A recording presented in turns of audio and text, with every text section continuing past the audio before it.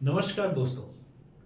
आज के special video में हम लोग नेग्लेक्टेड ट्रॉपिकल डिसीज के कॉन्सेप्ट को समझेंगे कि आखिरकार ये नेग्लेक्टेड ट्रॉपिकल डिसीज सुर्खियों में इतनी ज्यादा क्यों है और इसके अंदर कौन कौन से डिसीजेस आते हैं और इसके होलिस्टिक कवरेज को कंप्लीट करने की कोशिश करेंगे ताकि किसी भी एग्जामिनेशन में इस टॉपिक से अगर क्वेश्चन आए तो हम उसको बनाने में सक्षम रहेंगे। चलिए दोस्तों स्टार्ट करते हैं। So today we are going to discuss the concept of neglected tropical disease। दोस्तों किसी भी कॉन्सेप्ट को स्टार्ट करने से पहले सबसे इंपॉर्टेंट बात ये आती है कि हमें जो वो कॉन्सेप्ट है उसके अंदर की टर्म्स को ऑब्जर्व करना है कि कौन कौन सी की टर्म्स यूज हुए हैं। तो अगर आप यहाँ पे दो की टर्म्स देखें तो आपको नजर आएगी, एक है नेग्लेक्टेड, एक है ट्रॉपिकल। अगर इन दोनों चीजों को हम समझ जाएं तो हम समझ जाएंगे कि what is this concept of NTDs, जिसे हम लोग नेग्लेक्टेड ट्रॉपिकल डिसीज कहते हैं। ठीक है, तो let's discuss the concept first. क्या है ये नेग्लेक्टेड ट्रॉपिकल डिसीज? दोस्तों, नेग्लेक्टेड ट्रॉपिकल डिसीजेस ऐसी डिसीजेस होती है जो कि स्पेशली उन लोगों को इंपैक्ट करती है, उन लोगों को अटैक करती है जो कि ट्रॉपिकल रीजन्स में रहने वाले लोग हैं। अब आप कहेंगे कि ये ट्रॉपिकल रीजन्स क्या होता है? तो ट्रॉपिकल रीजन्स मतलब ऐसे रीजन्स जो कि 23.5 डिग्री नॉर्थ से लेके 23.5 डिग्री साउथ के बीच में रहने वाले लोग हैं।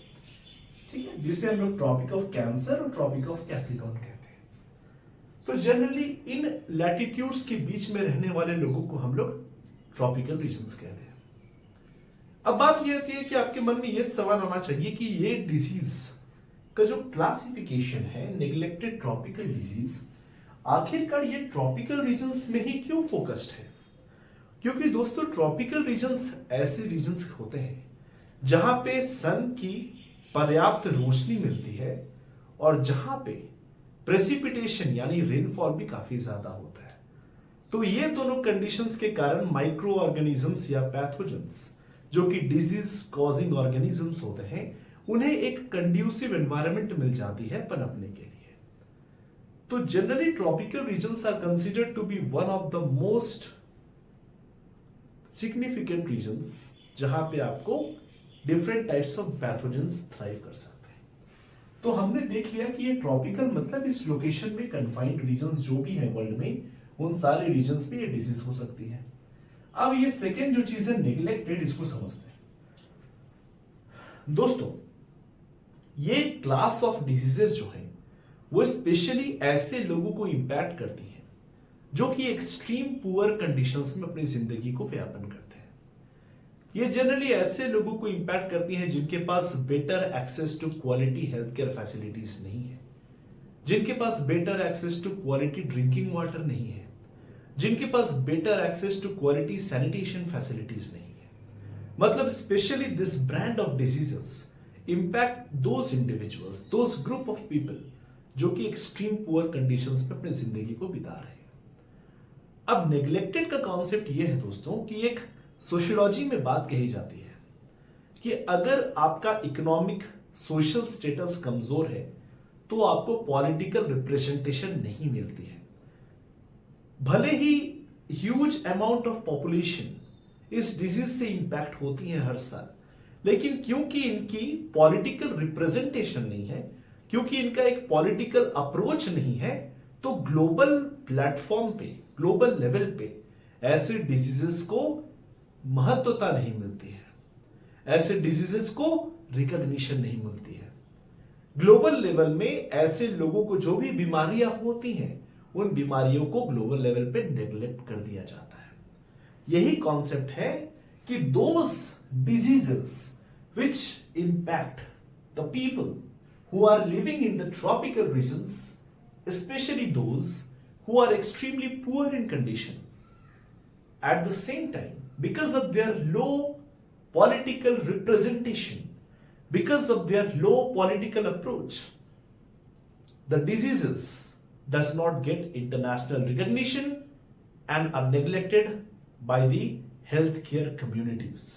That concept is referred to as the neglected tropical disease. I hope आप ये बेसिक कॉन्सेप्ट को समझ गए होंगे।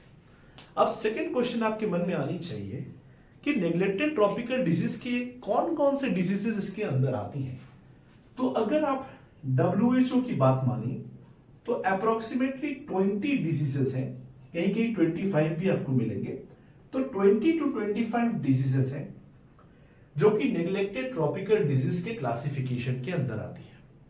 अब आप कहेंगे कि सारे डिजीजेस को याद रखना जरूरी है क्या? नहीं दोस्तों, सारे डिजीजेस को आपको याद नहीं रखना है।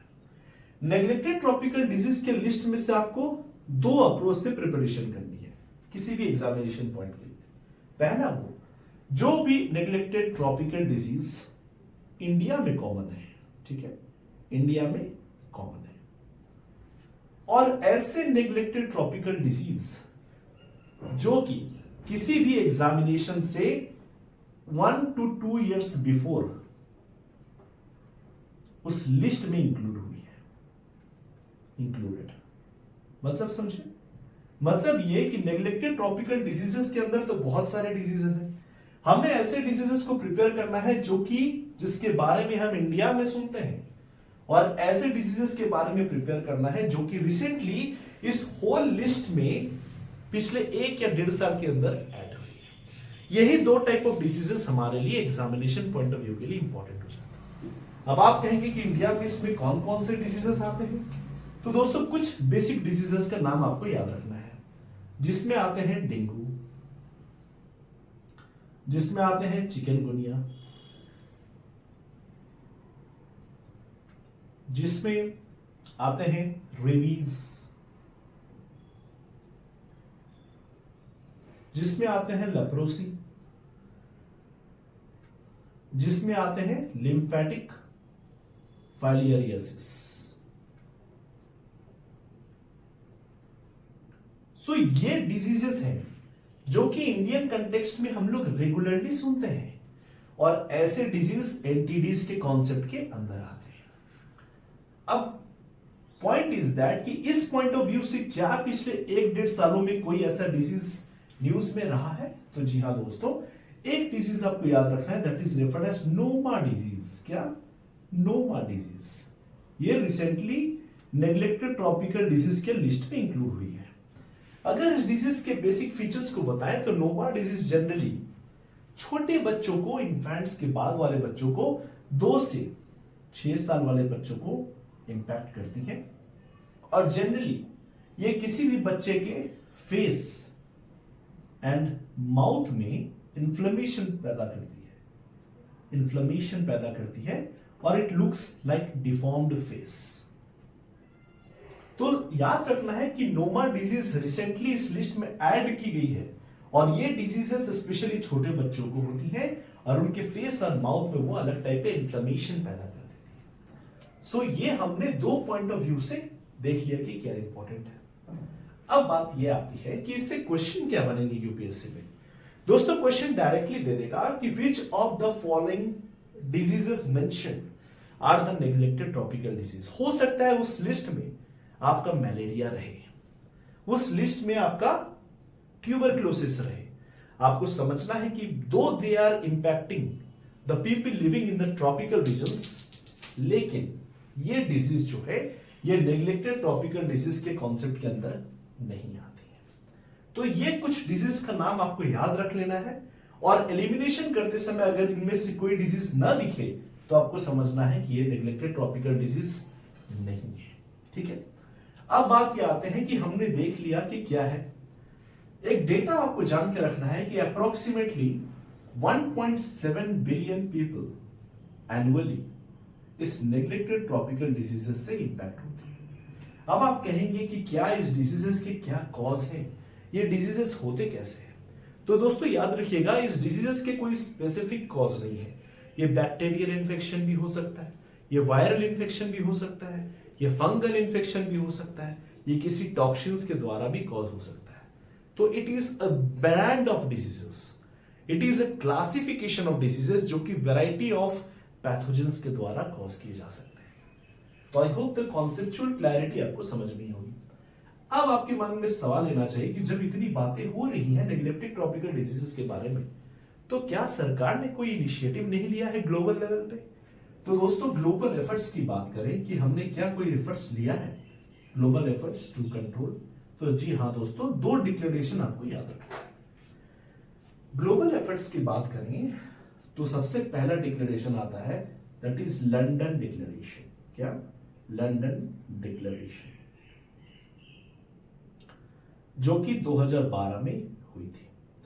लंदन डिक्लेरेशन के अंदर different types of organisations like World Health Organisation, like Bill and Melinda Gates Foundation, different NGOs ने मिलकर इनिशिएटिव किया था कि हमें नेग्लेक्टेड ट्रॉपिकल डिजीजेस के बर्डन को और ट्रांसमिशन को 2020 तक रोकना है, कंट्रोल करना है।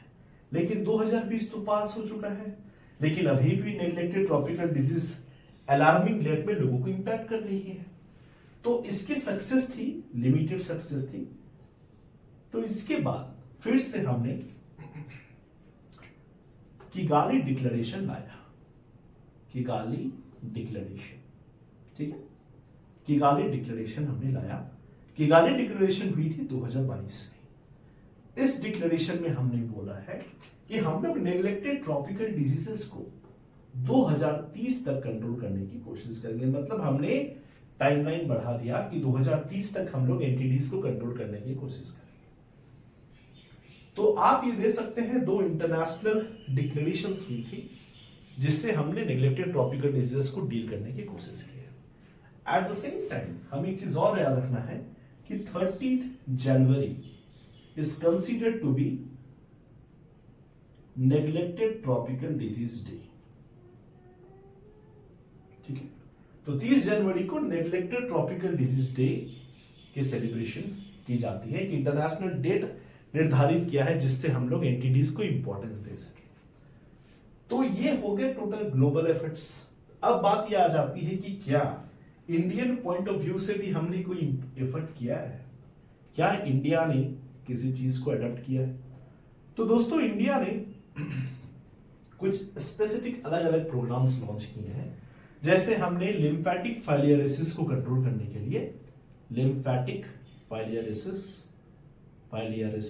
को कंट्रोल करने के लिए एक इनिशिएटिव लॉन्च किया है, जहां पे हमने सोचा है कि 2027 तक हम इसे कंट्रोल करने की कोशिश करेंगे। एट द सेम टाइम हम लोग वेक्टर बॉर्न डिजीज जैसे बहुत सारे जो कि पैथोजन से, कंटामिनेटेड फूड एंड वाटर से, ऐसी चीजों से फैलती हैं, उन चीजों को हम लोग अवेयरनेस बढ़ाने की बातें की हैं। तो इस तरीके से हमने देखा कि what is the concept of neglected tropical disease, कौन कौन से डिजीज हमें याद रखनी है इंडियन पॉइंट ऑफ व्यू से, कौन से डिजीज एनटीडी लिस्ट में रिसेंटली ऐड हुई है, उसके बेसिक फीचर्स देख लिया हमने ग्लोबल एफर्ट्स देख लिया, और इंडियन पॉइंट ऑफ व्यू से हमने लिम्फेटिक फाइलियरिसिस को कंट्रोल करने का प्रण लिया है। तो इस तरीके से हमने एक ब्रांड ऑफ डिजीजेस को डिटेल्स में कवर किया है दोस्तों। आई होप ये वीडियो आपको इंफॉर्मेटिव लगा होगा। इस वीडियो को अपने एस्पिरेंट फ्रेंड्स के साथ शेयर करें ताकि उससे भी इस वीडियो का लाभ हो सके। आज के लिए इतना ही दोस्तों, अपना ख्याल रखिए। जय हिंद, जय भारत।